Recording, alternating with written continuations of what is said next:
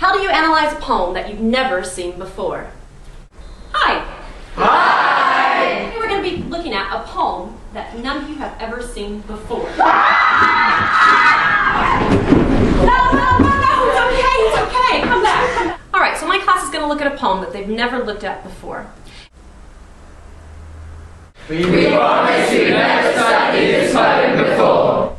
Today, I'm going to give you the keys to unlock a poem. Alright, the method I'm going to teach you today is called the keys method. Start off with K.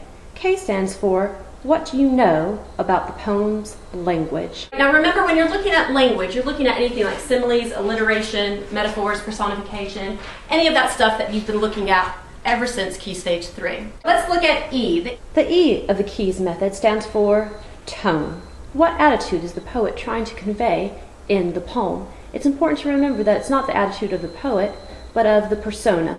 It could be happy, it could be angry, it could be sympathetic.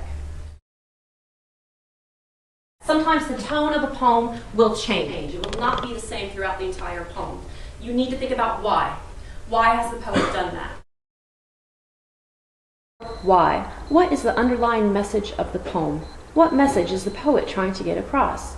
This is probably the trickiest bit, because unless you're very lucky, you don't know the poet. But that's the brilliant thing about literature. Literature is all about personal analysis. So as long as you can pull some quotes to support your point, the why can almost be anything. I'd like you to turn to someone near you and share your answer to that. Go. Now, so we've got language, we've got tone, we've got why, and the last one is simply structure. Structure is how the poem is put together.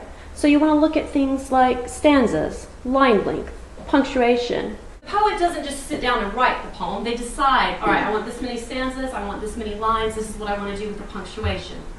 So there you have it, the keys method. What do you know about the poem's language? What is the tone? Why has the poet written the poem? What is the message?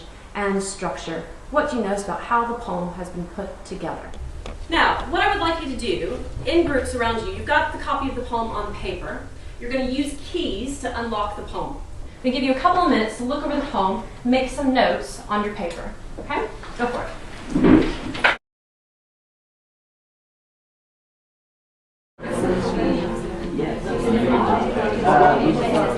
On your whiteboards then, you write down one thing that your group discovered when you went unlocking the poem.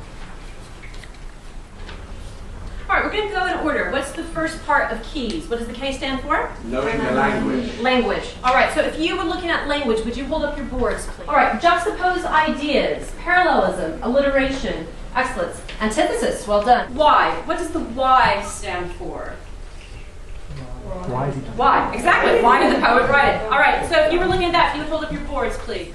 Natural destruction, humans are being self-destructive, battle between nature and humanity. And let's look at the S, which is structure. Okay? The S of keys is structure. So we've got first person, repetition, random rhyme, one stanza, first person. Okay, so that's how you look at a poem that you've never seen before and understand a bit about it by using keys.